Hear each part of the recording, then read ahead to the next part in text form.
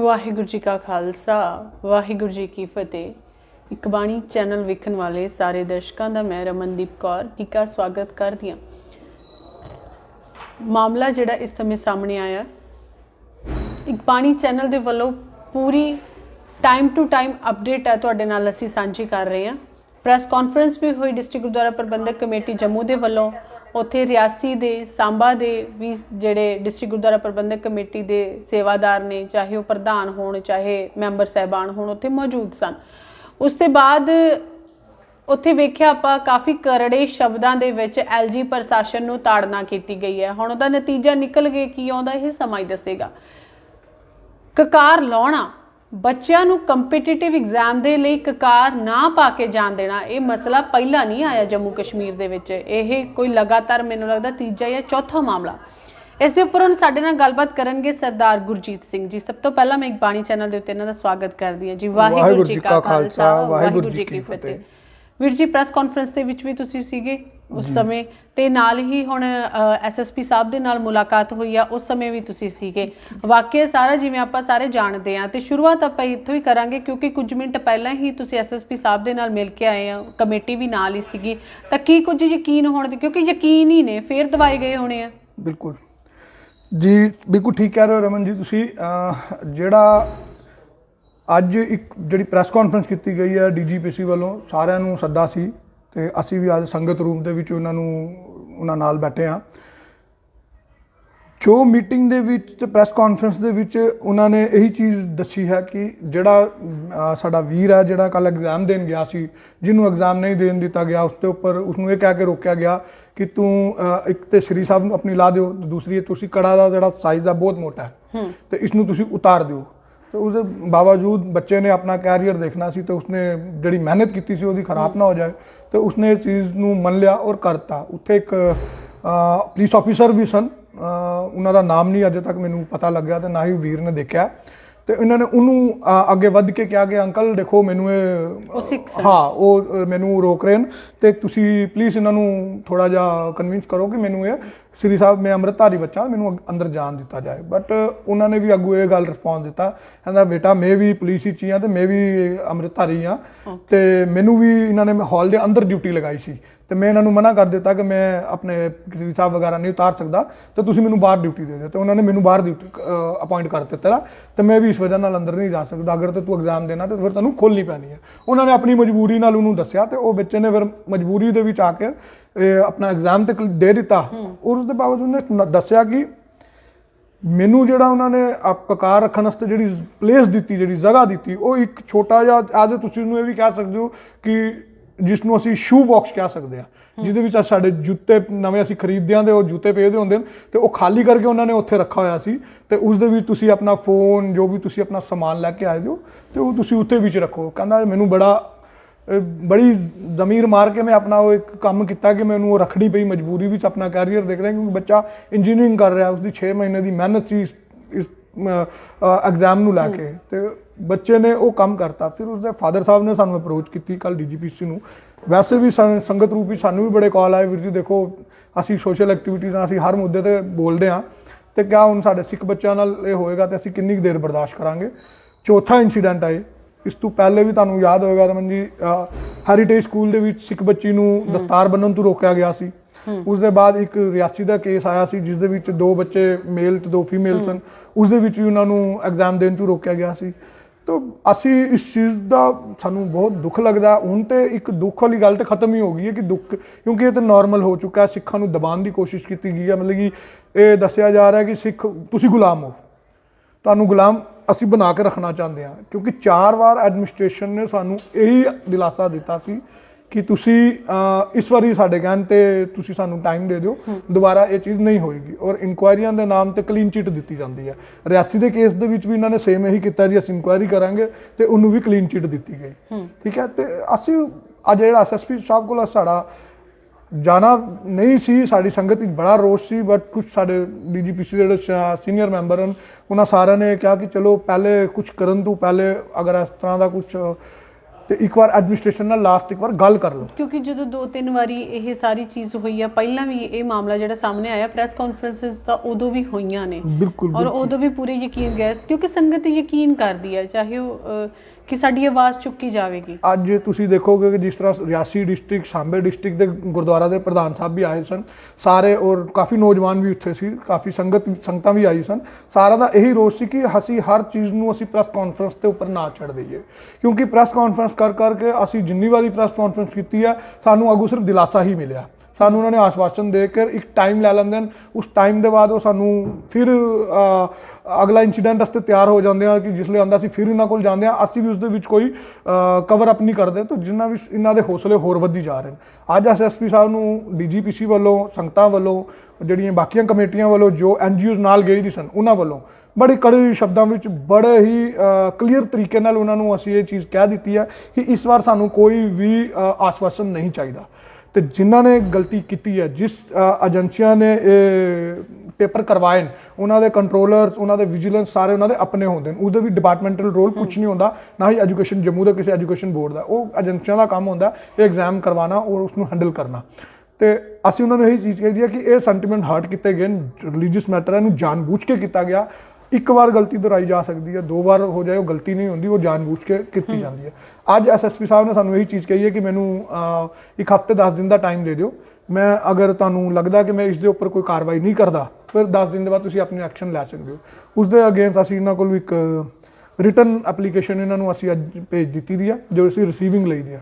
ਅਗਰ 10 ਦਿਨ ਤੱਕ ਉਹ ਸਾਡੀ FIR ਲਾਂਚ ਨਹੀਂ ਕਰਦੇ ਫਿਰ ਅਸੀਂ ਕੋਰਟ ਤੋਂ ਆਪਣਾ ਜਿਹੜੀ ਨੈਕਸਟ ਕਾਰਵਾਈ ਉਹ ਅਸੀਂ ਕੋਰਟ ਤੋਂ ਕਰਵਾਵਾਂਗੇ, ਚਾਹੇ ਉਹਦੇ ਲਈ ਸਾਨੂੰ ਰੋਡ ਤੇ ਵੀ ਆਉਣਾ ਪਏ। ਤੇ ਸਿੱਖਾਂ ਲਈ ਰੋਡ ਤੇ ਆਉਣਾ ਕੋਈ ਬੜੀ ਵੱਡੀ ਗੱਲ ਨਹੀਂ ਹੈ, ਸਾਨੂੰ ਸਾਡਾ ਹੱਕ ਹਮੇਸ਼ਾ ਰੋਡ ਤੇ ਆ ਕੇ ਹੀ ਮਿਲਿਆ।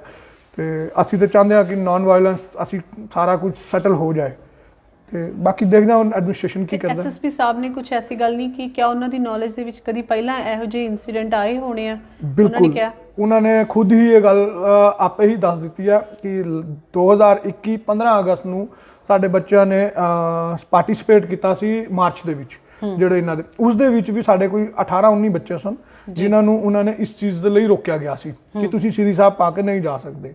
ਉਦੋਂ ਵੀ ਸੇਮ ਇਨਸੀਡੈਂਟ ਹੋਇਆ ਸੀ ਕਿ ਇੱਕ ਸਰਦਾਰ ਸਾਹਿਬ ਸਨ JKP ਦੇ, ਉਹਨਾਂ ਨੇ ਬੁਲਾ ਕੇ ਕਿਹਾ ਜੀ ਤੁਸੀਂ ਬੱਚਿਆਂ ਨੂੰ ਕਨਵਿੰਸ ਕਰੋ। ਉਹਨਾਂ ਨੇ ਬੱਚਿਆਂ ਨੂੰ ਅੱਗੋਂ ਇਹੀ ਗੱਲ ਕਹੀ ਸੀ ਕਿ ਬੱਚੇ ਕੋਈ ਗੱਲ ਨਹੀਂ, ਦੇਖੋ ਮੈਂ ਵੀ ਜੌਬ ਕਰ ਰਿਹਾ, ਮੈਂ ਵੀ ਉਤਾਰੀ ਦਿਆ, ਤੁਸੀਂ ਵੀ ਉਤਾਰ ਦਿਓ, ਕੋਈ ਫਰਕ ਨਹੀਂ ਪੈਂਦਾ। ਜਿਹੜੇ ਉਹਦੇ ਤੇ ਬਿਲਕੁਲ ਹੀ ਛੋਟੇ ਬੱਚੇ ਸਨ 5 ਤੋਂ 7 ਸਾਲ ਦੇ 8 ਸਾਲ ਦੇ ਵਿੱਚ, ਉਹ ਤੇ ਕਨਵਿੰਸ ਹੋ ਕੇ ਚਲੇ ਗਏ। ਜਿਹੜੇ ਵੱਡੇ ਵੀ ਬੱਚੇ ਸਨ ਉਹਨਾਂ ਨੇ ਉਸਨੂੰ ਡਿਨਾਈ ਕਰ ਦਿੱਤਾ ਤੇ ਉਹਨਾਂ ਨੇ ਪਾਰਟਿਸਿਪੇਟ ਨਹੀਂ ਕੀਤਾ। ਉਸ ਟਾਈਮ ਅਸੀਂ DGPC ਵਿੱਚ ਜਨਰਲ ਸਕੱਤਰ ਹੁੰਦੇ ਸਨ ਸਰਦਾਰ ਫਤਿਹ ਸਿੰਘ ਜੀ, ਤੇ ਉਹਨਾਂ ਨੂੰ ਅਸੀਂ 32 ਗੁਰਦੁਆਰਿਆਂ ਤੋਂ 32 ਗੁਰਦੁਆਰਿਆਂ ਦੇ ਜੰਮੂ ਡਿਸਟ੍ਰਿਕਟ ਤੋਂ ਅਸੀਂ ਉਹਨਾਂ ਨੂੰ ਸਿਗਨੇਚਰ ਕਰਵਾ ਕੇ ਦਿੱਤੇ ਸਨ ਉਹਨਾਂ ਦੇ ਲੈਟਰ ਪੈਡ ਤੇ ਕਿ ਬਈ ਐਡਮਿਨਿਸਟ੍ਰੇਸ਼ਨ ਨੂੰ ਪੁੱਛਿਆ ਜਾਏ ਕਿ ਇਹਦਾ ਕੋਈ ਰਿਟਨ ਆਰਡਰ ਹੈ ਸੀ, ਅਗਰ ਹੈ ਸੀ ਤਾਂ ਉਹ ਸਾਨੂੰ ਦੱਸਿਆ ਜਾਏ। ਤੇ ਉਹਨਾਂ ਨੇ ਫਿਰ SSP ਸਾਹਿਬ ਨੂੰ ਪੁੱਛਿਆ ਸੀ, SSP ਸਾਹਿਬ ਨੇ ਇਹ ਗੱਲ ਅੱਜ ਆਪੇ ਹੀ ਕਹਿ ਦਿੱਤੀ ਕਿ ਮੇਰੇ ਕੋਲ ਉਹ ਕੇਸ ਆਇਆ ਦਾ ਸੀ ਤੇ ਉਸ ਤੋਂ ਬਾਅਦ ਸਟੇਡੀਅਮ ਦੇ ਵਿੱਚ ਐਸਾ ਕੋਈ ਇਨਸੀਡੈਂਟ ਨਹੀਂ ਹੋਇਆ। ਤੇ ਮਗਰ ਸਾਡੇ ਬੱਚਿਆਂ ਦੇ ਪੇਪਰਾਂ ਨੂੰ ਲੈ ਕੇ ਹਰ ਵਾਰ ਇਨਸੀਡੈਂਟ ਹੁੰਦਾ, ਸ਼ਾਇਦ ਉਹ ਇਸ ਰੀਜ਼ਨ ਨਾਲ ਹੁੰਦਾ ਕਿ ਸ਼ਾਇਦ ਸਿੱਖ ਕਮਿਊਨਿਟੀ ਦੇ ਬੱਚੇ ਅੱਗੇ ਨਾ ਵਧਣ। ਚਾਹੇ ਉਹ ਨੀਟ ਦਾ ਐਗਜ਼ਾਮ ਹੋਏ, ਨੀਟ ਦੇ ਐਗਜ਼ਾਮ ਦੇ ਵਿੱਚ ਵੀ ਤੁਸੀਂ ਦੇਖਿਆ ਹੋਣਾ ਪਿੱਛੇ ਜਾ ਉਹਨਾਂ ਨੇ ਸਾਡੇ ਬੱਚਿਆਂ ਨੂੰ ਹਰਾਸ ਕਰਨ ਦੀ ਕੋਸ਼ਿਸ਼ ਕੀਤੀ ਗਈ ਹੈ ਆਰਮੀ ਸਕੂਲ ਦੇ ਵਿੱਚ ਤੇ RM ਪਬਲਿਕ ਸਕੂਲ ਦੇ ਵਿੱਚ। ਉੱਥੇ ਵੀ ਸਾਡੇ ਆਪਣਾ ਵਾਈਸ ਪ੍ਰੈਜ਼ੀਡੈਂਟ ਬਲਵਿੰਦਰ ਸਿੰਘ ਹੋਰਾਂ ਨੇ ਉਹਨਾਂ ਨੇ ਬੜਾ ਐਫਰਟ ਲਗਾ ਕੇ ਉਹ ਅੱਗੇ ਉਹਨਾਂ ਨੂੰ ਬੱਚਿਆਂ ਨੂੰ ਐਗਜ਼ਾਮ ਦਵਾਏ, ਬਟ ਉਹਨਾਂ ਦੀ ਵਜ੍ਹਾ ਨਾਲ ਸਾਡੇ ਬੱਚੇ ਇਹਨਾਂ ਦੀ ਮਾਨਸਿਕਤਾ ਹੋ ਸਕਦਾ ਅੱਜ ਦੇ ਟਾਈਮ ਦੇ ਵਿੱਚ ਅਗਰ ਅਸੀਂ ਦੇਖੀਏ ਕਸ਼ਮੀਰ ਦੇ ਵਿੱਚ ਇਸ ਤਰ੍ਹਾਂ ਦਾ ਕੋਈ ਇਨਸੀਡੈਂਟ ਸ਼ੋ ਨਹੀਂ ਹੋਇਆ ਅੱਜ ਤੱਕ। ਕਿਸੇ ਸਿੱਖ ਬੱਚੇ ਨੂੰ ਪੇਪਰ ਦੇਣ ਵਾਸਤੇ ਸ੍ਰੀ ਸਾਹਿਬ ਜਾਂ ਆਪਣੇ ਕਕਾਰ ਲੜਨੇ ਪਏ ਹੋਣ, ਇਹ ਸਿਰਫ ਜੰਮੂ ਦੇ ਵਿੱਚ ਹੀ ਹੋ ਰਿਹਾ। ਉਹਨੇ ਸਰਕਾਰਾਂ ਦੇਖਣ, ਏਜੰਸੀਆਂ ਦੇਖਣ ਕਿ ਉਹਨਾਂ ਦਾ ਮਾਨਸਿਕਤਾ ਕੀ ਹੈ, ਸਿੱਖਾਂ ਨੂੰ ਦਬਾ ਕੇ ਰੱਖਣ ਦੀ ਹੈ ਜਾਂ ਇਹਨਾਂ ਨੂੰ ਇੱਕ ਕੰਟਰੋਵਰਸੀ 'ਚ ਪਾ ਕੇ ਰੱਖਣ ਦੀ ਹੈ ਕਿ ਆਪਸ ਵਿੱਚ ਲੜਦੇ ਰਹਿਣ, ਇਹਨਾਂ ਚੀਜ਼ਾਂ ਤੇ ਉਲਝੇ ਰਹਿਣ ਇਹਨਾਂ ਦੇ ਬੱਚੇ। ਦੇਖੋ ਆਪਾਂ ਆਪਣੇ ਬੱਚਿਆਂ ਨੂੰ ਇਹ ਸਿਖਾਉਂਦੇ ਹਾਂ ਕਿ ਅਸੀਂ ਯੂਨਾਈਟ ਹੋ ਕੇ ਰਹਿਣਾ, ਅਸੀਂ ਇੱਕੇ ਦੇ ਨਾਲ ਰਹਿਣਾ। ਜਦੋਂ ਨੌਜਵਾਨ ਬੱਚੀਆਂ ਇਸ ਚੀਜ਼ ਨੂੰ ਫੇਸ ਕਰਦੇ ਆ ਤੇ ਕਿਆ ਉਹ ਕਿਤੇ ਨਾ ਕਿਤੇ ਮਹਿਸੂਸ ਨਹੀਂ ਕਰਦੇ ਕਿ ਅਸੀਂ ਡਿਸਕ੍ਰਿਮੀਨੇਟ ਹੋ ਰਹੇ ਹਾਂ? ਬਿਲਕੁਲ ਰਮਨ ਜੀ, ਤੁਹਾਡੀ ਇਸ ਗੱਲ ਦਾ ਬੜਾ ਅੱਛਾ ਮੈਂ ਜਵਾਬ ਦਿਆਂਗਾ। ਜਿਹੜੇ ਬੱਚੇ ਜਿਨ੍ਹਾਂ ਦੀ ਘਰਾਂ ਤੋਂ ਬੜੀ ਅੱਛੀ ਪਰਵਰਿਸ਼, ਜਿਨ੍ਹਾਂ ਦੇ ਬਜ਼ੁਰਗ ਵੱਡੇ ਵਡੇਰੇ ਜਿਹੜੇ ਗੁਰੂ ਘਰ ਨਾਲ ਜੁੜੇ ਦੇ, ਜਿਨ੍ਹਾਂ ਨੇ ਉਹਨਾਂ ਨੂੰ ਆਪਣੀ ਸਿੱਖੀ ਦਾ ਗਿਆਨ ਦਿੱਤਾ ਹੋਇਆ, ਰਹਿਤ ਮਰਿਆਦਾ ਦਾ ਦੱਸਿਆ ਹੋਇਆ ਕਿ ਸਾਡੀ ਰਹਿਤ ਮਰਿਆਦਾ ਸਾਡੀ ਕੀ ਕਹਿੰਦੀ ਹੈ, ਤੇ ਉਹ ਬੱਚੇ ਆਵਾਜ਼ ਚੁੱਕਣ ਲਈ ਸਾਹਮਣੇ ਆ ਜਾਂਦੇ ਨੇ। ਜਿਵੇਂ ਹੁਣ ਇਹ ਵੀਰ ਸਾਡਾ ਜਿਨ੍ਹਾਂ ਨਾਲ ਇੰਸੀਡੈਂਟ ਹੋਇਆ, ਉਹਨਾਂ ਨੇ ਇਹ ਚੀਜ਼ ਕਹੀ ਹੈ ਕਿ ਮੇਰੇ ਤੋਂ ਪਹਿਲੇ ਵੀ ਉੱਥੇ ਡੱਬੇ ਵਿੱਚ ਇੱਕ ਸ੍ਰੀ ਸਾਹਿਬ ਹੋਰ ਪਈ ਹੋਈ ਸੀ। ਦੈਟ ਮੀਨ ਕਿ ਉਹ ਬੱਚਾ ਸ਼ਾਇਦ ਅਵੇਅਰ ਨਹੀਂ ਸੀ ਆਪਣੀ ਸਿੱਖੀ ਨੂੰ ਲੈ ਕੇ ਜਾਂ ਕਿਸੇ ਚੀਜ਼ ਨੂੰ ਲੈ ਕੇ, ਤੇ ਉਹ ਨਹੀਂ ਬੋਲ ਪਾਇਆ। ਕੁਝ ਬੱਚੇ ਆਪਣੇ ਕੈਰੀਅਰ ਨੂੰ ਲੈ ਕੇ ਨਹੀਂ ਬੋਲਦੇ, ਕਈਆਂ ਦੇ ਘਰ ਦੇ ਜਿਹੜੇ ਵੱਡੇ ਵਡੇਰੇ ਨੇ ਉਹ ਸਰਕਾਰੀ ਮੁਲਾਜ਼ਮ ਹੋ ਸਕਦੇ ਨੇ, ਜਿਨ੍ਹਾਂ ਨੂੰ ਕੋਈ ਡਰ ਹੋ ਸਕਦਾ, ਤੇ ਉਹ ਇਸ ਵਜ੍ਹਾ ਨਾਲ ਅੱਗੇ ਨਹੀਂ ਆਉਂਦੇ। ਮਗਰ ਤੁਹਾਡੀ ਕਹਿੰਦੀ ਹੈ ਕਿ ਸਾਡੇ ਉਹਨਾਂ ਬੱਚਿਆਂ ਦਾ ਹੌਸਲਾ ਟੁੱਟਦਾ ਕਿ ਜਿਹੜੇ ਇਹ ਚੀਜ਼ ਸੋਚ ਕੇ ਅੱਗੇ ਵਧਣਾ ਚਾਹੁੰਦੇ ਨੇ ਕਿ ਅਸੀਂ ਸਿੱਖੀ ਸਰੂਪ ਵਿੱਚ ਅੱਗੇ ਜਾ ਸਕੀਏ, ਆਪਣਾ ਸਿੱਖੀ ਸਰੂਪ ਰੱਖ ਕੇ ਅਸੀਂ ਆਪਣੇ ਆਪ ਨੂੰ ਪ੍ਰੈਜ਼ੈਂਟ ਕਰ ਸਕੀਏ ਕਿ ਅਸੀਂ ਕਿਸ ਕਮਿਊਨਿਟੀ 'ਚ ਬਿਲੋਂਗ ਕਰਦੇ ਹਾਂ। ਤੇ ਇਹ ਜਿਹੜੀ ਇਸ ਤਰ੍ਹਾਂ ਦੇ ਇਨਸੀਡੈਂਟ ਹੋਣਗੇ, ਨੈਚੁਰਲ ਤੁਹਾਡੀ ਗੱਲ ਠੀਕ ਹੈ ਕਿ ਸਾਡੇ ਬੱਚਿਆਂ ਦਾ ਮਨੋਬਲ ਤੋੜਿਆ ਜਾ ਰਿਹਾ ਕਿ ਇਹ ਬੱਚੇ ਆਪਣੇ ਸਿੱਖੀ ਸਿਧਾਂਤ ਕੋਲੋਂ, ਆਪਣੇ ਵਿਰਸੇ ਕੋਲੋਂ, ਆਪਣੇ ਇਤਿਹਾਸ ਕੋਲੋਂ ਦੂਰ ਰਹਿਣ, ਔਰ ਜੋ ਜਿਸ ਤਰ੍ਹਾਂ ਸਾਨੂੰ ਇਹ ਚਲਾਉਣਾ ਚਾਹੁੰਦੇ ਨੇ ਗੁਲਾਮ ਬਣ ਕੇ, ਇਹ ਇਸੇ ਤਰ੍ਹਾਂ ਹੀ ਚੱਲ ਸਕਣ, ਆਵਾਜ਼ ਨਾ ਚੁੱਕ ਸਕਣ। ਤੇ ਮੇਰੇ ਹਿਸਾਬ ਨਾਲ ਸਾਨੂੰ ਤੇ ਇਹੀ ਹੈ ਕਿ ਆਪਣੇ ਬੱਚਿਆਂ ਨੂੰ ਵੱਧ ਤੋਂ ਵੱਧ ਅਵੇਅਰ ਕਰਨਾ ਚਾਹੀਦਾ ਇਹਨਾਂ ਚੀਜ਼ਾਂ ਲਈ ਕਿ ਡਰੋ ਨਹੀਂ। ਅਗਰ ਤੁਹਾਨੂੰ ਕੋਈ ਇਸ ਤਰ੍ਹਾਂ ਦਾ ਕੋਈ ਇਨਸੀਡੈਂਟ ਹੁੰਦਾ, ਤੁਸੀਂ ਆਵਾਜ਼ ਚੁੱਕੋ। ਅਗਰ ਤੁਸੀਂ ਅੱਜ ਆਵਾਜ਼ ਨਹੀਂ ਚੁੱਕੋਗੇ ਤੇ ਸਾਡੀ ਅਗਲੀ ਜਿਹੜੀ ਜਨਰੇਸ਼ਨ ਆ ਉਹਨਾਂ ਨੂੰ ਵੀ ਇਸ ਚੀਜ਼ ਦਾ ਖਾਮਿਆਜ਼ਾ ਭੁਗਤਣਾ ਪਏਗਾ। ਬਿਲਕੁਲ, ਕਿਉਂਕਿ ਦੇਖੋ ਜਿੱਦਾਂ ਤੁਸੀਂ ਗੱਲ ਕੀਤੀ, ਉਹ ਬੱਚਾ ਪ੍ਰਭਜੋਤ, ਉਹਨਾਂ ਦੇ ਫਾਦਰ ਸਾਹਿਬ ਵੀ ਅੱਗੇ ਆਏ ਨੇ, ਹੈ ਨਾ, ਉਹ ਵੀ ਸਾਹਮਣੇ, ਕਿਉਂਕਿ ਕਈ ਵਾਰੀ ਅਗਲਾ ਕਹਿੰਦਾ ਕਿ ਮੈਂ ਕਿਉਂ ਟਾਰਗੇਟ ਹੋਵਾਂ ਜਾਂ ਮੈਂ ਹੀ ਕਿਉਂ ਅੱਗੇ ਆਵਾਂ, ਮੇਰੇ ਨਾਲ ਦੇ ਹੋਰ ਵੀ ਹੈਗੇ ਨੇ। ਲੇਕਿਨ ਅਗਰ ਉਸ ਬੱਚੇ ਨੇ ਕਿਹਾ, ਉਹਨੇ ਕਿਹਾ ਕਿ ਚਲੋ ਅੱਜ ਮੇਰੇ ਨਾਲ ਹੋਇਆ, ਕੱਲ ਨੂੰ ਕਿਸੇ ਹੋਰ ਨਾਲ ਨਾ ਹੋਵੇ। ਆ 2 ਕੁੜੀਆਂ ਵੀ ਸਾਹਮਣੇ ਆਈਆਂ ਸਨ ਇਕਬਾਣੀ ਚੈਨਲ ਦੇ ਉੱਤੇ, ਨੀਟ ਦਾ ਐਗਜ਼ਾਮ ਸੀਗਾ, ਉਹ ਦੋਨਾਂ ਨੇ ਵੀ ਆਵਾਜ਼ ਚੁੱਕੀ ਸੀ। ਲੇਕਿਨ ਹਮੇਸ਼ਾ ਇਹ ਗੱਲ ਕਹੀ ਜਾਂਦੀ ਹੈ ਕਿ ਕਿਉਂਕਿ ਹੁਣ ਤਾਂ ਹਾਈ ਕੋਰਟ ਨੇ ਵੀ ਆਰਡਰ ਦਿੱਤਾ, ਦਿੱਲੀ ਹਾਈ ਕੋਰਟ ਨੇ ਵੀ ਆਰਡਰ ਦਿੱਤਾ ਕਿ ਤੁਸੀਂ ਸਿੱਖਾਂ ਦੀ ਪਹਿਰਾਵੇ ਨੂੰ ਲੈ ਕੇ ਤੁਸੀਂ ਕਦੀ ਵੀ, ਤੁਹਾਨੂੰ ਕਿਸੇ ਵੀ ਕੰਪੀਟੀਟਿਵ ਐਗਜ਼ਾਮ ਦੇ ਵਿੱਚ ਮਨਾਹੀ ਨਹੀਂ ਹੋਵੇਗੀ।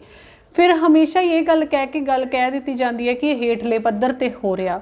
ਹੇਠਲੇ ਪੱਧਰ ਦੇ ਉੱਤੇ ਹੁਣ ਕੰਟਰੋਲ ਕੌਣ ਕਰੇਗਾ?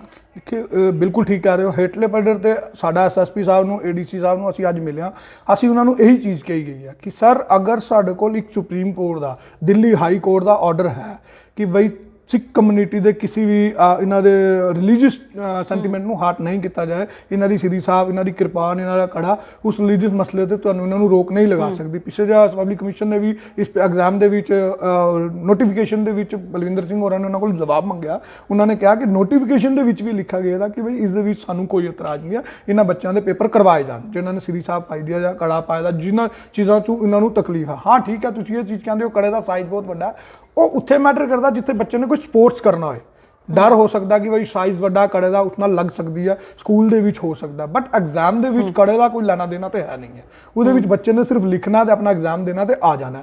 ਬਟ ਅਗਰ ਉਸ ਦੇ ਬਾਵਜੂਦ ਉਹਨਾਂ ਨੂੰ ਇਸ ਚੀਜ਼ ਦੇ ਉੱਪਰ ਪ੍ਰੈਸ਼ਰਾਈਜ਼ ਕੀਤਾ ਜਾ ਰਿਹਾ, ਤੇ ਇਹ ਤੇ ਹੁਣ ਤੇ ਹਾਲਾਤ ਮਤਲਬ ਕਿ ਉਹਨਾਂ ਨਾਲ ਪਾਣੀ ਚੜ੍ਹਨਾ, ਇਹ ਪਾਣੀ ਹੁਣ ਸਾਡੇ ਨੱਕ ਤੋਂ ਉੱਪਰ ਜਾ ਰਿਹਾ ਤੇ ਹੁਣ ਅਸੀਂ ਹਰ ਵਾਰ ਸ਼ਾਂਤ ਨਹੀਂ ਹੋ ਸਕਦੇ। ਅੱਜ ਅਸੀਂ ਏਡੀਸੀ ਸਾਹਿਬ ਨੂੰ ਵੀ ਮਿਲ ਕੇ ਆਇਆ, ਏਡੀਸੀ ਸਾਹਿਬ ਨੇ ਵੀ ਇਹੀ ਕਿਹਾ ਕਿ ਮੈਨੂੰ ਇਸ ਚੀਜ਼ ਦੀ ਪੂਰੀ ਇਨਸੀਡੈਂਟ ਦੀ ਨੌਲੇਜ ਨਹੀਂ ਹੈ, ਮੈਂ ਪੂਰਾ ਅਜੇ ਪਤਾ ਨਹੀਂ ਕੀਤਾ, ਤੇ ਮੇਰੀ ਸਿਰਫ ਐਸਪੀ ਸਾਹਿਬ ਨਾਲ, ਕੁਲਵੀਰ ਆਂਡਾ ਜੀ ਨਾਲ ਗੱਲ ਹੋਈ ਆ, ਤੇ ਉਹਨਾਂ ਨੇ ਮੈਨੂੰ ਇਹ ਚੀਜ਼ ਕਹੀ ਹੈ ਕਿ ਹਾਂ ਸਰ ਕੁਝ ਮਿਸਟੇਕਸ ਹੋਈਆਂ ਤੇ ਉਸ ਨੂੰ ਅਸੀਂ ਸਰ ਇਨਕੁਆਇਰੀ ਕਰ ਰਹੇ ਹਾਂ, ਜੋ ਵੀ ਰਿਜ਼ਲਟ ਸਾਹਮਣੇ ਆਏਗਾ ਅਸੀਂ ਦੱਸਾਂਗੇ।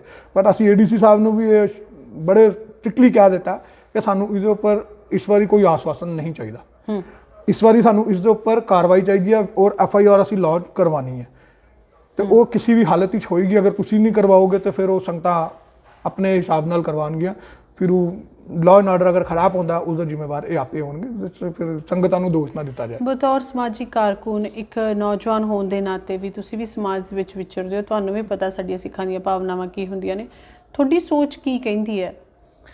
ਦੇਖੋ ਰਮਨ ਜੀ, ਸਭ ਤੋਂ ਪਹਿਲੇ ਤਾਂ ਇਹ ਹੈ ਕਿ ਅਸੀਂ ਵੀ ਇਹੀ ਚੀਜ਼ ਚਾਹੁੰਦੇ ਹਾਂ ਕਿ ਅਸੀਂ ਆਪਣੇ ਬੱਚਿਆਂ ਨੂੰ ਐਜੂਕੇਸ਼ਨ ਵਾਲੇ ਪਾਸੇ ਲੈ ਕੇ ਜਾਈਏ।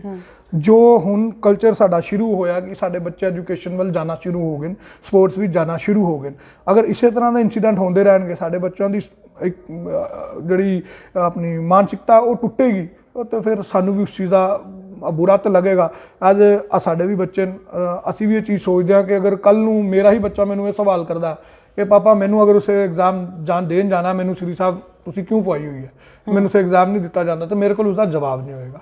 ਤੇ ਮੈਂ ਉਹ ਬੱਚਾ ਮੈਨੂੰ ਸਵਾਲ ਨਾ ਕਰੇ। ਇਸ ਬੱਚੇ ਸਾਡੀ ਜਿਹੜੀ ਹੁਣ ਦੀ ਪੀੜ੍ਹੀ ਹੈ ਜਾਂ ਅਗਲੀ ਆਉਣ ਵਾਲੀ ਪੀੜ੍ਹੀ ਹੈ, ਤੇ ਉਹਨਾਂ ਲਈ ਅਸੀਂ ਇਹ ਚੀਜ਼ ਤੇ ਸਾਨੂੰ ਆਵਾਜ਼ ਤੇ ਚੁੱਕਣੀ ਨਹੀਂ। ਔਰ ਸਭ ਤੋਂ ਜ਼ਰੂਰੀ ਸਵਾਲ ਇਹ ਆ ਕਿ ਮੈਂ ਜਦੋਂ ਇਹੋ ਜਿਹਾ ਕੋਈ ਹਾਦਸਾ ਵਾਪਰਦਾ ਵਾ, ਬਹੁਤ ਸਾਰੇ ਇਹੋ ਜਿਹੇ ਚਿਹਰੇ ਹੁੰਦੇ ਨੇ ਜਿਨ੍ਹਾਂ ਨੂੰ ਇਕੱਠੇ ਹੋ ਕੇ ਆਵਾਜ਼ ਚੁੱਕਣੀ ਚਾਹੀਦੀ ਆ, ਲੇਕਿਨ ਅਸੀਂ ਸਾਰੇ ਆਪਸ ਦੇ ਵਿੱਚ ਇਕੱਠੇ ਆਵਾਜ਼ ਨਹੀਂ ਚੁੱਕ ਪਾਉਂਦੇ।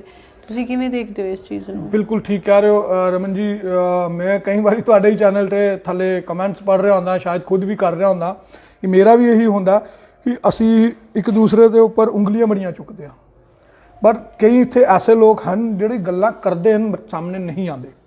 ਗੱਲ ਕਰਨੀ ਔਰ ਗਰਾਊਂਡ ਵਰਕ ਕਰਨਾ ਅਲੱਗ ਚੀਜ਼ ਹੁੰਦੀ ਹੈ। ਕਮੈਂਟ ਹਰ ਬੰਦਾ ਕਰ ਸਕਦਾ ਆਪਣੇ ਘਰ ਬੈਠ ਕੇ। ਪਿਛਲੇ ਦਿਨਾਂ ਦੇ ਵਿੱਚ ਬੜੀ ਇੱਕ ਵੀਡੀਓ ਵਾਇਰਲ ਹੋਈਆਂ ਸਨ, ਇੱਕ ਨਵੀਂ ਜਥੇਬੰਦੀ ਬਣੀ ਸੀ, ਮੈਨੂੰ ਨਾਮ ਪੂਰਾ ਯਾਦ ਨਹੀਂ, ਤਾਲਮੇਲ ਕਰਕੇ ਇਸ ਤਰ੍ਹਾਂ ਕੋਈ ਸੰਗਠਨ, ਜਿਨ੍ਹਾਂ ਦੇ ਚੇਅਰਮੈਨ ਵੀਰ ਜੀ ਅਜੀਤ ਵੀਰ ਜੀ ਬਣੇ ਸਨ, ਤੇ ਉਹਨਾਂ ਨੇ ਵੀ ਇਹੀ ਇੱਕ ਹੁੰਗਾਰਾ ਭਰਿਆ ਸੀ ਕਿ ਮੈਂ ਚਾਹੁੰਦਾ ਕਿ ਆਪਣਾ ਵਾਦ ਵਿਵਾਦ ਛੱਡ ਕੇ ਤੇ ਹਰ ਇੱਕ ਬੰਦੇ ਨੂੰ ਇਕੱਠੇ ਹੋ ਕੇ ਅਗਰ ਕਮਿਊਨਿਟੀ ਦੀ ਕੋਈ ਮਸਲਾ ਹੱਲ ਹੁੰਦਾ ਕਰਨੀ ਚਾਹੀਦੀ ਹੈ। ਬਟ ਬੜਾ ਅਫਸੋਸ ਹੁੰਦਾ ਕੱਲ ਦਾ ਇੰਸੀਡੈਂਟ ਹੋਏਦਾ, ਇਸ ਤਰ੍ਹਾਂ ਦੀ ਕੋਈ ਵੀ NGO ਜਿਹੜੀ ਇਸ ਤਰ੍ਹਾਂ ਦੀ ਗੱਲ ਕਰ ਰਹੀ ਸੀ ਕੋਈ ਵੀ ਸਾਹਮਣੇ ਨਹੀਂ ਆਈ। ਅਸੀਂ ਨਹੀਂ ਕਹਿੰਦੇ ਅਗਰ ਤੁਹਾਡਾ ਆਪਸ ਵਿੱਚ ਵਾਦ ਵਿਵਾਦ ਹੈ ਕਿਸੇ ਨਾਲ, DGPC ਨਾਲ ਹੈ ਜਾਂ ਕਿਸੇ ਹੋਰ NGO ਨਾਲ ਹੈ, ਉਹ ਵਿਵਾਦ ਨੂੰ ਛੱਡ ਕੇ ਤੁਸੀਂ ਆਪਣੇ ਤੌਰ ਤੇ ਪ੍ਰੈਸ਼ਰ ਪਾ ਸਕਦੇ ਹੋ ਨਾ, ਤੁਸੀਂ ਆਪਣੀ NGOs ਨੂੰ ਲੈ ਕੇ ਤੇ ਅੱਗੇ ਆ ਸਕਦੇ ਹੋ ਨਾ। ਬਟ ਦੇਖਣ ਨੂੰ ਫਿਰ ਉਸ ਲਈ ਬੜਾ ਦੁੱਖ ਲੱਗਦਾ ਕਿ ਯਾਰ ਜਿਹੜੇ ਲੋਕ ਗੱਲਾਂ ਕਰਦੇ ਹਨ ਉਹ ਸਾਹਮਣੇ ਆਉਂਦੇ ਨਹੀਂ ਹਨ, ਉਹ ਫਿਰ ਸਾਨੂੰ ਉਸ ਚੀਜ਼ ਦੇ ਉੱਪਰ ਫਿਰ ਮਜਬੂਰ ਹੋ ਕੇ ਉਹ ਕਮੈਂਟਸ ਕਰਨੇ ਪੈਂਦੇ ਨੇ ਕਿ ਵੀ ਤੁਸੀਂ ਅਗਰ ਗੱਲ ਕਰਦੇ ਹੋ ਤਾਂ ਫਿਰ ਆਪਣੀ ਉਸ ਆਵਾਜ਼ ਨੂੰ ਚੁੱਕੋ ਵੀ। ਤੇ ਮੇਰੀ ਅੱਜ ਵੀ ਸਾਰਿਆਂ ਨੂੰ ਇਹੀ ਅਪੀਲ ਹੋਏਗੀ ਕਿ ਜਿੰਨੀ ਵੀ NGOs ਹਨ, ਜਿੰਨੇ ਵੀ ਵੀਰ ਹਨ, ਠੀਕ ਹੈ, ਵਾਦ ਵਿਵਾਦ ਮਤਭੇਦ ਸਾਰਿਆਂ ਦੇ ਹੁੰਦੇ ਹਨ, ਬਟ ਜਿੱਥੇ ਆਪਣੀ ਕਮਿਊਨਿਟੀ ਦੀ ਗੱਲ ਆ ਜਾਏ, ਇਹਦੇ ਵਿੱਚ ਇਕੱਲੇ ਮੇਰੇ ਦੀ ਗੱਲ ਨਹੀਂ ਹੈ, ਕੱਲ ਨੂੰ ਉਹਨਾਂ ਦੇ ਬੱਚਿਆਂ ਨਾਲ ਵੀ ਹੋ ਸਕਦਾ, ਉਹਨਾਂ ਦੇ ਪਰਿਵਾਰ ਦੇ ਬੱਚਿਆਂ ਨਾਲ ਵੀ ਹੋ ਸਕਦਾ, ਤੇ ਫਿਰ ਉਹ ਉਸ ਟਾਈਮ ਕੀ ਸੋਚਣਗੇ ਕਿ ਸਾਨੂੰ DGPC ਸਪੋਰਟ ਕਰੇ ਜਾਂ ਨਾ ਕਰੇ, ਆਮ ਸੰਗਤ ਸਪੋਰਟ ਕਰੇ ਜਾਂ ਨਾ ਕਰੇ। ਸੰਗਤ ਨੇ ਤੇ ਆਪਣਾ ਜਿਹੜਾ ਰੋਲ ਹੈ ਉਹ ਅਦਾ ਕਰਨਾ ਹੈ, ਜਿਸ ਦੇ ਦਿਲ ਵਿੱਚ ਦਰਦ ਹੈ ਉਹ ਤੇ ਅੱਗੇ ਆਏਗਾ। ਅਗਰ ਉਹ ਲੋਕ ਕਮਿਊਨਿਟੀ ਦੇ ਸਰਮਾਏਦਾਰ ਬਣ ਕੇ ਅਗਰ ਅੱਗੇ ਆਉਣਾ ਚਾਹੁੰਦੇ ਨੇ, ਸਾਨੂੰ ਉਹਨਾਂ ਨਾਲ ਕੋਈ ਵਾਦ ਵਿਵਾਦ ਨਹੀਂ। ਅਸੀਂ ਕਹਿੰਦੇ ਕਿ ਤੁਸੀਂ ਅੱਗੇ ਆਓ, ਅਸੀਂ ਤੁਹਾਡੇ ਨਾਲ ਆ, ਬਟ ਆਓ ਤੇ ਸਹੀ, ਇੱਕ ਆਪਣੇ ਆਪ ਨੂੰ ਕਮਿਊਨਿਟੀ ਦੇ ਲਈ ਪ੍ਰੈਜ਼ੈਂਟ ਤੇ ਕਰੋ, ਸਾਡੀ ਆਵਾਜ਼ ਤੇ ਰੱਖੋ। ਠੀਕ ਹੈ, ਸਾਡਾ ਫਰਜ਼ ਅਸੀਂ ਨੁਮਾਇੰਦੇ ਚੁਣ ਕੇ ਭੇਜਦੇ ਹਾਂ, ਨੁਮਾਇੰਦੇ ਇਸੇ ਕਰਕੇ ਚੁਣ ਕੇ ਭੇਜਦਾ ਕਿ ਅਸੀਂ ਟਾਈਮ ਨਹੀਂ ਦੇ ਸਕਦੇ, ਅਸੀਂ ਆਵਾਜ਼ ਨਹੀਂ ਚੁੱਕ ਸਕਦੀ, ਸਾਡੀ ਆਵਾਜ਼ ਉਹ ਨੁਮਾਇੰਦੇ ਚੁੱਕਣਗੇ। ਠੀਕ ਹੈ, ਹਾਰ ਜਿੱਤ ਅਲੱਗ ਚੀਜ਼ ਹੈ, ਕੋਈ ਜਿੱਤਿਆ ਜਾਂ ਨਹੀਂ ਜਿੱਤਿਆ, ਬਟ ਤੁਸੀਂ ਪਾਰਟੀਸਿਪੇਟ ਕੀਤਾ। ਅਗਰ ਤੁਸੀਂ ਪਾਰਟੀਸਿਪੇਟ ਕੀਤਾ ਫਿਰ ਤੁਹਾਡਾ ਫਰਜ਼ ਬਣਦਾ ਹਾਰ ਜਿੱਤ ਦੇ ਇਲਾਵਾ ਵੀ ਤੁਸੀਂ ਕਮਿਊਨਿਟੀ ਦੇ ਨਾਲ ਖੜੇ ਰਹੋ। ਤੇ ਅਸੀਂ ਇਹ ਨਹੀਂ ਕਹਿ ਰਹੇ ਕਿ ਅੱਜ ਜਿਹੜੀ DGPC ਹੈ, ਮੈਂ ਤੁਹਾਨੂੰ ਦੱਸ ਦਿੱਤਾ ਕਿ ਮੈਂ 32 ਗੁਰਦੁਆਰਿਆਂ ਕੋਲ ਐਪਲੀਕੇਸ਼ਨਾਂ ਸਾਈਨ ਕਰਵਾ ਕੇ ਫਤਿਹ ਸਿੰਘ ਔਰ ਜਨਰਲ ਸਕੱਤਰ ਸਨ ਉਹਨਾਂ ਨੂੰ ਦਿੱਤੀ ਸੀ। ਅੱਜ ਦੀ ਡੇਟ ਦੇ ਵਿੱਚ ਅਸੀਂ DGPC ਦੇ ਨਾਲ ਵੀ ਇਹੀ ਗੱਲ ਕਰ ਰਹੇ ਹਾਂ ਕਿ ਸਾਨੂੰ ਇਹਦਾ ਰਿਜ਼ਲਟ ਚਾਹੀਦਾ। ਠੀਕ ਹੈ, ਉਹ ਟਾਈਮ ਪੀਰੀਅਡ ਘੱਟ ਸੀ, ਉਸ ਤੋਂ ਬਾਅਦ ਉਹਨਾਂ ਦੀ ਕਮੇਟੀ ਖਤਮ ਹੋ ਗਈ, ਦੁਬਾਰਾ ਇਲੈਕਸ਼ਨ ਆ ਗਈ ਤੇ ਉਹ ਫਿਰ ਇੱਕ ਨਵੀਂ ਕਮੇਟੀ ਅੱਜ ਹੋਣ ਦੀ ਚਾਹੀਦੀ ਹੈ। ਤੇ ਅਸੀਂ ਇਹਨਾਂ ਨੂੰ ਵੀ ਸਵਾਲ ਪੁੱਛਾਂਗੇ। ਸਾਡੇ ਲਈ ਕੋਈ ਆਪਣਾ ਨਹੀਂ ਹੈ, ਸਾਡੇ ਲਈ ਇਹ ਨੁਮਾਇੰਦੇ, ਕਮਿਊਨਿਟੀ ਦੇ ਨੁਮਾਇੰਦੇ, ਕਮਿਊਨਿਟੀ ਦੇ ਸੇਵਾਦਾਰ ਹਨ, ਔਰ ਉਹ ਚਾਹੇ ਦੂਸਰੀ ਕੋਈ ਪਾਰਟੀ ਦਾ ਹੋਏ ਜਾਂ ਇੱਧਰ ਦੀ ਕੋਈ ਪਾਰਟੀ ਦਾ ਹੋਏ, ਸਾਨੂੰ ਉਹਨਾਂ ਨਾਲ ਕੋਈ ਲੈਣਾ ਦੇਣਾ ਨਹੀਂ। ਸਾਡਾ ਮਕਸਦ ਹੈ ਕਿ ਸਾਡੀ ਕਮਿਊਨਿਟੀ ਨੇ ਅਗਰ ਇਹਨਾਂ ਨੂੰ ਜਿਤਾ ਕੇ ਭੇਜੇਦਾ ਤੇ ਇਹ ਕਮਿਊਨਿਟੀ ਦੀ ਗੱਲ ਆਵਾਜ਼ ਚੁੱਕ ਸਕਣ, ਔਰ ਜਿਹੜੇ ਸਾਡੇ ਇਸ ਤਰ੍ਹਾਂ ਦੇ ਬੱਚਿਆਂ ਉੱਪਰ ਪ੍ਰੈਸ਼ਰਾਈਜ਼ ਪਾ ਰਹੇ ਅੱਜ ਤੇ ਉਸ ਚੀਜ਼ ਉੱਪਰ ਸਭ ਤੋਂ ਪਹਿਲੇ ਧਿਆਨ ਦੇਣ। ਗੁਰਪੁਰਬ ਅਸੀਂ ਬਾਅਦ ਵਿੱਚ ਵੀ ਮਨਾ ਸਕਦੇ ਹਾਂ, ਮਗਰ ਜਿਹੜੀ ਸਾਡੀ ਆਉਣ ਵਾਲੀ ਨਸਲਾਂ, ਆਉਣ ਵਾਲੀ ਪੀੜ੍ਹੀਆਂ, ਇਹਨਾਂ ਨੂੰ ਅਸੀਂ ਸਪੋਰਟ ਕਰਨੀ ਹੈ ਤਾਂ ਕਿ ਇਹਨਾਂ ਦਾ ਜਿਹੜਾ ਹੌਸਲਾ ਉਹ ਟੁੱਟੇ ਨਾ। ਬਿਲਕੁਲ ਵੀਰ ਜੀ, ਜਿਸ ਤਰ੍ਹਾਂ ਦੇ ਨਾਲ ਅਖੀਰ ਦੇ ਵਿੱਚ ਤੁਸੀਂ ਬੜਾ ਵਧੀਆ ਸੁਨੇਹਾ ਦਿੱਤਾ ਵੀਰ ਗੁਰਜੀਤ ਸਿੰਘ ਜੀ ਹੋਣਾ ਨੇ ਕਿ ਜੇਕਰ ਤੁਸੀਂ ਇਹ ਗੱਲ ਆਖਦੇ ਹੋ ਕਿ ਤੁਸੀਂ ਕੌਮ ਦੀ ਨੁਮਾਇੰਦਗੀ ਕਰ ਸਕਦੇ ਹੋ, ਕੌਮ ਦੀ ਆਵਾਜ਼ ਚੁੱਕਦੇ ਹੋ, ਤਾਂ ਇਹੋ ਜਿਹੇ ਨੌਜਵਾਨ ਨੇ ਜਿਹੜੇ ਤੁਹਾਡੇ ਨਾਲ ਖੜੇ ਹੋਏ ਨੇ, ਤੁਸੀਂ ਸਿਰਫ ਇੱਕ ਗਾਈਡਲਾਈਨ ਦਿਓ ਇਹਨਾਂ ਨੌਜਵਾਨਾਂ ਨੂੰ। ਜੇਕਰ ਇਹਨਾਂ ਨੂੰ ਤੁਹਾਡੇ ਤੇ ਵਿਸ਼ਵਾਸ ਵੱਝਦਾ ਕਿ ਤੁਸੀਂ ਇਹਨਾਂ ਦੀ ਆਵਾਜ਼ ਨੂੰ ਚੁੱਕੋਗੇ, ਕਿਉਂਕਿ ਇਹ ਮਸਲਾ ਛੋਟਾ ਨਹੀਂ ਹੈਗਾ। ਜਦੋਂ ਅਸੀਂ ਸਮਾਗਮ ਕਰਵਾਉਂਦੇ ਹਾਂ, ਉਹ ਸਮਾਗਮ ਕਰਵਾਏ ਵੀ ਸਾਡੇ ਤਾਂ ਹੀ ਸਫਲ ਹੁੰਦੇ ਨੇ ਜੇਕਰ ਨੌਜਵਾਨ ਜੁੜੇ ਹੋਣਗੇ। ਜਦੋਂ ਨੌਜਵਾਨ ਇਹਨਾਂ ਚੀਜ਼ਾਂ ਦਾ ਸ਼ਿਕਾਰ ਹੁੰਦੇ ਨੇ ਤਾਂ ਨੌਜਵਾਨਾਂ ਦਾ ਕਿਤੇ ਨਾ ਕਿਤੇ ਹੌਸਲਾ ਹੈ ਜਿਹੜਾ ਉਹ ਟੁੱਟ ਜਾਂਦਾ ਹੈ। ਮੈਂ ਵੀਰ ਜੀ ਉਹਨਾਂ ਦਾ ਬਹੁਤ-ਬਹੁਤ ਧੰਨਵਾਦ ਕਰਦੀ ਹਾਂ ਕਿ ਤੁਸੀਂ ਆਪਣੇ ਕੀਮਤੀ ਵਿਚਾਰ ਸਾਂਝੇ ਕੀਤੇ ਨੇ ਜੀ। ਬਹੁਤ-ਬਹੁਤ ਧੰਨਵਾਦ। ਵਾਹਿਗੁਰੂ ਜੀ ਕਾ ਖਾਲਸਾ, ਵਾਹਿਗੁਰੂ ਜੀ ਕੀ ਫਤਿਹ।